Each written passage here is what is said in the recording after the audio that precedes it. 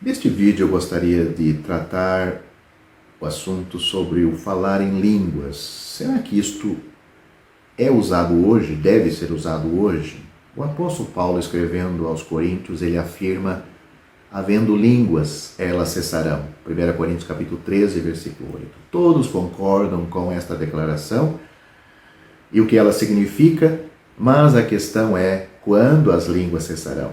A resposta bíblica está no versículo 10, quando vier o que é perfeito, mas há opiniões diferentes sobre o que é o perfeito aqui. Vamos ler os versículos 8 a 10 para ver o contexto onde se afirma que as línguas cessarão e a chegada do perfeito. Diz assim: o amor nunca falha, mas havendo profecias, serão aniquiladas. Havendo línguas, cessarão. Havendo ciência, desaparecerá. Porque em parte conhecemos e em parte profetizamos. Mas quando vier o que é perfeito, então o que o é em parte será aniquilado. 1 Coríntios capítulo 13, versículo 8 a 10, como eu já disse. Devemos começar dando à palavra perfeito seu significado grego e não seu significado português. Embora leiamos as Escrituras em uma tradução para o português, devemos lembrar que os escritores do Novo Testamento pensaram e escreveram em grego. No português cotidiano, a palavra perfeito carrega consigo o significado de qualidade superlativa, qualidade que é impecável.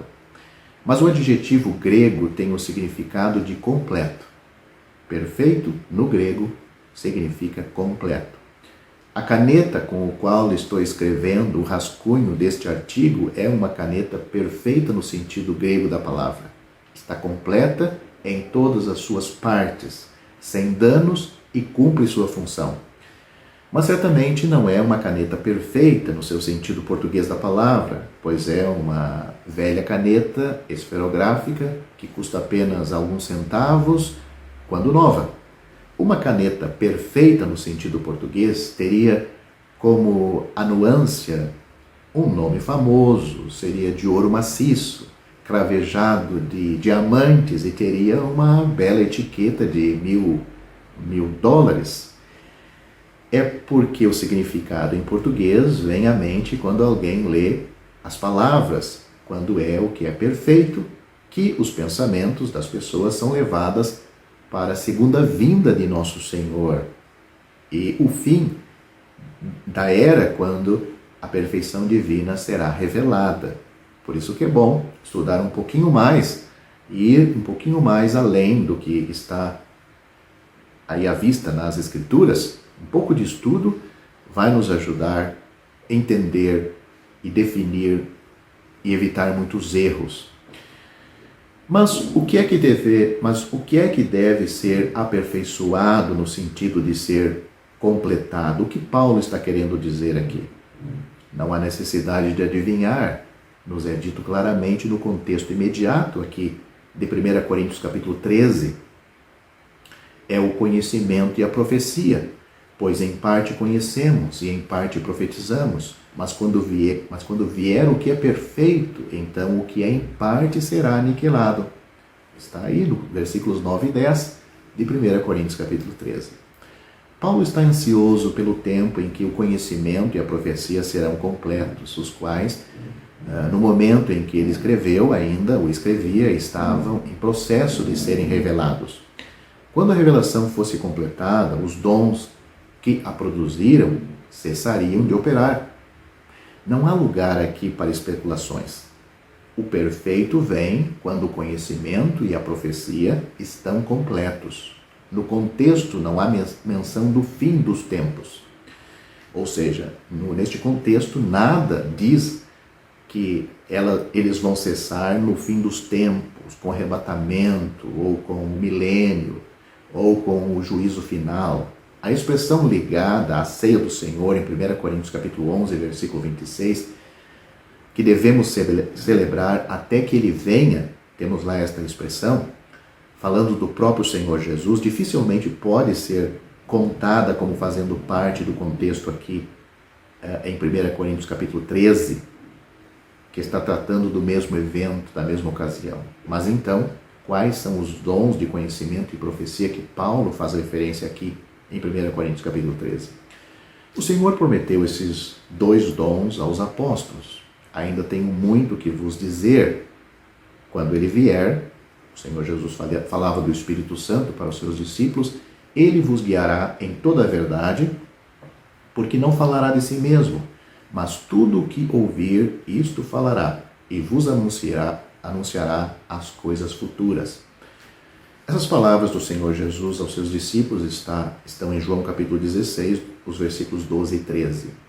O dom do conhecimento é a compreensão divinamente transmitida da verdade espiritual. O Senhor disse, ele vos guiará em toda a verdade. O dom de profecia é revelar os propósitos futuros de Deus. Ele vos mostrará as coisas que virão, disse o Senhor Jesus aos discípulos. Esses 2 dons do Espírito são os meios de inspiração. Pedro fala sobre isso em 2 Pedro capítulo 1, versículo 21. Deus deu à humanidade a revelação final de si mesmo na pessoa do Senhor Jesus Cristo. Mas não basta que Jesus nasça, viva, trabalhe, ensine, morra e ressuscite. O significado e a revelação desses eventos devem ser compreendidos. Este era o propósito do dom do conhecimento, para levar os apóstolos a uma compreensão do significado dos eventos, para que a verdade pudesse ser transmitida a outros. Leia 1 João capítulo 1, versículos 1 a 5. Por exemplo, não era suficiente que nosso Senhor Jesus morresse. O significado desse evento deveria ser revelado pelo Espírito Santo aos apóstolos. Portanto, Paulo poderia escrever: Cristo morreu por nossos pecados. 1 Coríntios capítulo 15, versículo 3. Este é o dom do conhecimento, mas as consequências dos eventos da encarnação são tão importantes quanto o seu significado. Este é o dom da profecia, o Espírito Santo revelando aos apóstolos as consequências da obra de Cristo até o fim dos tempos e por toda a eternidade. Pois a segunda vinda de nosso Senhor e todos os eventos associados a ela são as consequências diretas de sua encarnação. O Novo Testamento é o registro das testemunhas oculares da revelação de Deus em Cristo, registradas por elas mesmas ou por aqueles que as entrevistaram. É para essa geração de testemunhas oculares e somente para eles que os dons de conhecimento e profecia devem ser dados para explicar o significado e as consequências do que eles viram. As gerações seguintes não viram nada da revelação de Deus em Cristo, portanto, não viram nada que pudesse ter significado ou consequências. São as gerações seguintes que, ouvindo a voz das Escrituras, podem, por este meio, chegar a entender a revelação. Conforme Paulo escreveu sua primeira carta aos cristãos coríntios, o processo da obra do Espírito Santo em transmitir conhecimento e discernimento profético para revelar o significado e as consequências da encarnação ainda estava ocorrendo. Como é interessante acompanhar isto de perto e ver essas coisas como estão registradas nas Escrituras. Mas o apóstolo ansiava pelo dia em que esse processo estaria completo. O dia da conclusão chegou quando a última testemunha ocular de Cristo, o apóstolo João, recebeu uma revelação na ilha de Patmos e registrou essa revelação como o último livro da Sagrada Escritura. O perfeito agora chegou. A revelação de Deus em Cristo não apenas foi dada, mas o significado completo e as consequências deste evento foram divulgados e registrados. A infância da crescente compreensão da igreja passou para a plena compreensão da maturidade. É isto que Paulo quer dizer em 1 Coríntios capítulo 13, versículo 11. A verdade plena da encarnação agora não é mais indistinta, mas claramente vista. Porque agora vemos por espelho, em enigma, mas então veremos face a face. Isto está na primeira parte do versículo 12 de 1 Coríntios capítulo 13. Como Deus sempre conhece a mente do homem, agora o homem pode conhecer a mente de Deus. Agora conheço em parte, mas então conhecerei como também sou conhecido. Interessante. Isso está na segunda parte do versículo 12 de 1 Coríntios capítulo 13.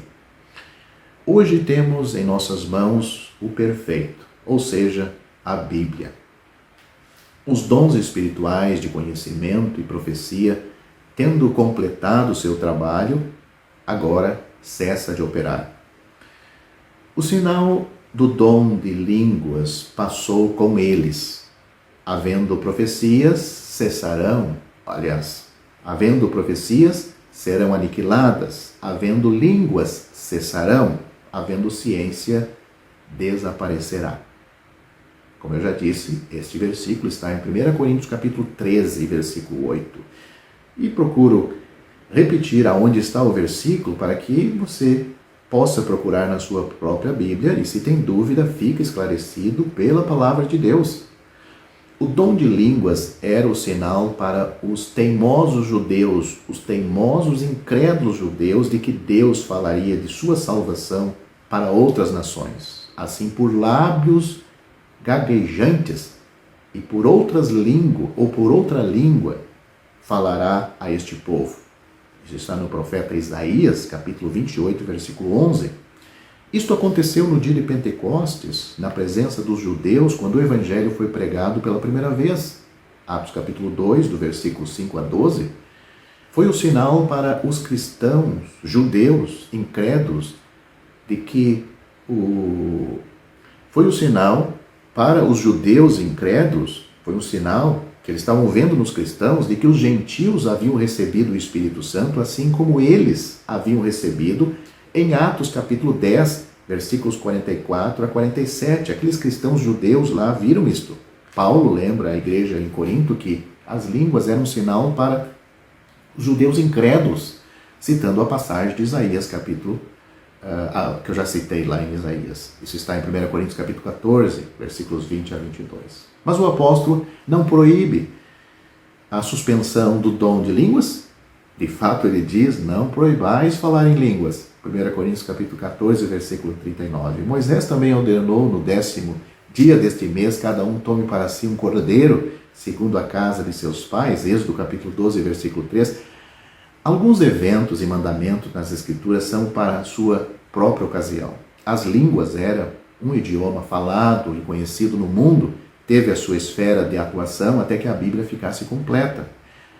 Com a Bíblia completa, não só o dom de línguas não seria mais necessário, mas também Paulo diz que, havendo profecias, serão aniquiladas, havendo ciência, desaparecerá. 1 Coríntios capítulo 13, versículo 8. E como o dom de línguas servia para convencer os judeus incrédulos que Deus estava operando, eles rejeitaram isto. Atos capítulo 28, versículo 28, portanto, as línguas cessaram também. A igreja de Corinto, na sua maioria, eram crentes carnais e infantis na fé, e Paulo os exorta com amor, mas de uma maneira firme. Portanto, depois de receber exortação tão forte, alguém poderia facilmente proibir totalmente o uso do dom de línguas, mas tal não era o propósito de Paulo, pois àquela altura o Evangelho era pregado sem o auxílio dos livros do Novo Testamento que agora temos. E aquele dom era ainda muito útil para convencer os incrédulos judeus da verdade do Evangelho. Cremos que a igreja em Corinto obedeceu às exortações recebidas, porque o assunto línguas não é mencionada na segunda carta, que foi escrita logo depois. De fato, não aparece mais na Bíblia. É em vão alguém procurar por mais referência a este dom nos 21 livros restantes do Novo Testamento. O aparecimento das supostas línguas que temos hoje entre os crentes, entre aspas, é coisa comparativamente nova, pois disto não há nenhuma menção na história da Igreja durante muitos séculos. Por isso, devemos perguntar se o que está acontecendo em nossos dias é realmente a manifestação do dom de línguas mencionado na Bíblia ou o cumprimento das profecias que anunciam que nos últimos dias haverá imitações que, se fosse possível, enganariam aos próprios eleitos. Há fundamentadas razões que nos conduzem a esta última conclusão. Nesta questão de língua, há uma acentuada diferença entre o que lemos na Bíblia e a confusão que atualmente se verifica onde se supõe existir quem fale em outras línguas. Nesses grupos, as pessoas são encorajadas a procurar o dom e ensinadas a começar a falar, repetindo palavras, muitas vezes até que venham a perder o controle sobre si mesmas. Mas o que vemos na Bíblia é que o dom nunca foi procurado, ao contrário, sempre veio como surpresa. Afinal, se for necessário trabalhar e estudar para obter o dom, já não é mais dom. Dom significa que é uma dádiva. É Deus que dá o dom para aquela pessoa. Além disso, o fato de que este sinal, assim como outros, tem aparecido em grupos de pessoas reconhecidamente incrédulas, também confirma esta conclusão. Pois no terreiro de Umbanda também falam em línguas. Centro espíritas também falam em línguas. Católicos carismáticos que adoram a Maria e toda a idolatria também falam em línguas. As mesmas, iguais, as pronúncias são as mesmas. Cremos que a tendência atual continuará a aumentar com o aparecimento contínuo de novos sinais, novamente entre aspas, sinais, entre a cristandade e que, mesmo após o arrebatamento da Igreja verdadeira, eles continuarão com o propósito satânico de seduzir o mundo e levá-lo a confiar no anticristo. Por isso é necessário alertar os verdadeiros, aos crentes verdadeiros, e principalmente os mais novos na fé, sobre o grande perigo de participar em grupos que procuram estas coisas. Em conclusão, é preciso observar que, como lemos em Apocalipse capítulo 5, versículo 9, no céu não haverá nada de confusão de línguas, vários idiomas. Nós lemos e entoava um novo cântico, dizendo: digno és de tomar o livro e de abrir-lhes os selos, porque foste morto e com o teu sangue compraste para Deus os que procedem de toda tribo, língua, povo e nação. Aqui vemos que todos os salvos deste mundo louvarão e adorarão o Senhor Jesus Cristo em uma só voz. Não sabemos qual será aquela língua, mas quão bom é saber que não haverá mais vários idiomas, porque não haverá mais pecado, que é a raiz de toda a confusão nesta terra. Os idiomas, ou os vários idiomas, foi trazido pelo julgamento de Deus, em Gênesis, capítulo 11.